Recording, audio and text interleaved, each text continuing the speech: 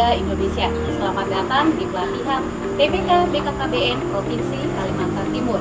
Saya Darna, penyuluh keluarga berencana Kota Samarinda, akan membersamai sahabat keluarga Indonesia lewat video pembelajaran tentang tutorial pengisian formulir manual calon pengantin atau biasa dikenal dengan logbook.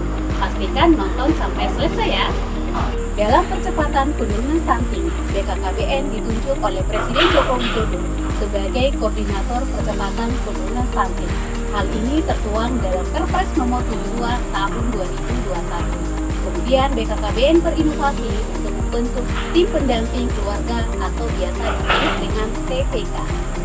Tim pendamping keluarga adalah sekelompok tenaga yang dibentuk dan terdiri dari 3 unsur, yakni bidan, kader PKK, dan kader KB, bertugas untuk melakukan pendampingan meliputi penyuluhan, fasilitasi pelayanan rujukan, fasilitasi penerimaan program bantuan sosial, fasilitasi calon pengantin, ibu hamil, ibu pasca salin, bayi usia 0 sampai 59 bulan, serta melakukan surveillance keluarga berisiko stunting untuk melakukan deteksi dini faktor-faktor risiko stunting.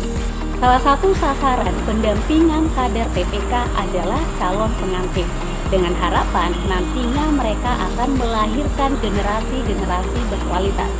Pendampingan dilakukan melalui LC-Mil, aplikasi elektronik siap nikah dan hamil. Bagi kader TPK yang terkendala dengan jaringan internet, tidak usah risau, karena BKKBN sudah memfasilitasi sistem pelaporan secara manual. Dalam pengisian formulir, ada 4 hal yang perlu diperhatikan. Yang pertama, data petugas pendamping. Yang kedua, data calon pengantin. Yang ketiga, hasil pemeriksaan kesehatan. Yang keempat, intervensi atau pendampingan yang dilakukan. Berikut kita simak tutorial cara pengisiannya. Sahabat keluarga Indonesia, ini adalah formulir pendampingan calon pengantin. Terdapat 4 hal yang perlu diperhatikan. Yang pertama adalah data petugas pendamping. Silakan lengkapi data petugas pendamping dari 3 unsur, mulai dari kader KB, kader PKK, dan bidan atau tenaga kesehatan. Pada bagian data petugas pendamping, silakan lengkapi nama, nomor KTP, alamat penugasan mulai dari kelurahan, kecamatan, kota, provinsi. Alamat penugasan ditulis berdasarkan di mana kader TPK ditugaskan, bukan berdasarkan alamat KTP. Kemudian silakan pilih statusnya, apakah kader KB, kader ke PKK, atau bidan atau nakes. Kemudian silakan tulis nomor SK berdasarkan SK yang dikeluarkan oleh OPD KB. Kemudian sertifikat pelatihan apabila kader TPK memiliki sertifikat pelatihan. Yang kedua adalah data calon pengantin yang didampingi. Silahkan lengkapi namanya, nomor KTP, tempat tanggal lahir, alamat domisili mulai dari kelurahan, kecamatan, kota, provinsi. Karena seringkali calon pengantin alamatnya berbeda di KTP dengan alamat domisili. Jadi yang ditulis adalah alamat domisili. Berikutnya, nama pasangan atau calon pengantin pria.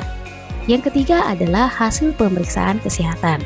Terdapat 2 jenis hasil pemeriksaan. Yang pertama catin wanita, yang kedua adalah catin pria. Silahkan lengkapi hasil pemeriksaan kesehatan, mulai dari usia, indeks massa tubuh, kadar HB, ukuran lingkar lengan atas, ukuran lingkar perut, keterpaparan rokok, apakah di rumah terdapat orang yang merokok. Jika ya, maka dilingkari pilihan ya, jika tidak, maka ini yang dilingkari. Kemudian pada catin pria, silahkan tulis usianya, kemudian keterpaparan rokok, apakah merokok atau tidak. Yang terakhir adalah intervensi atau pendampingan yang dilakukan. Pada catin wanita terdapat 4 jenis intervensi yang bisa diberikan. Yang pertama, pemberian edukasi atau informasi. Yang kedua, suplemen tambah darah. Yang ketiga, suplemen makanan. Yang keempat, rujukan. Sedangkan pada Jatin pria, ada 2 jenis intervensi yang bisa diberikan. Yang pertama, edukasi atau pemberian informasi. Yang kedua, rujukan. Intervensi atau pendampingan yang diberikan kepada Jatin wanita ataupun Jatin pria berdasarkan hasil pemeriksaan kesehatan atau berdasarkan kebutuhan.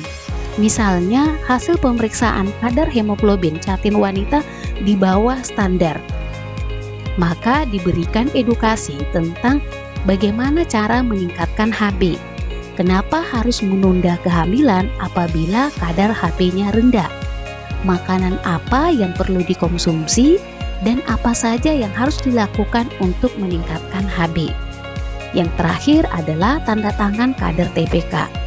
Semua kader TPK mau melakukan atau memberikan tanda tangan diketahui oleh lurah selaku pengarah dalam tim percepatan penurunan stunting tingkat kelurahan. Bagaimana? Mudah kan cara pengisiannya? Pastikan data terisi dengan lengkap. Dan jangan lupa dampingi calon pengantin yang ada di wilayahnya. Mari cegah stunting dari hulu demi generasi berkualitas. Bersinergi bersama menurunkan angka stunting.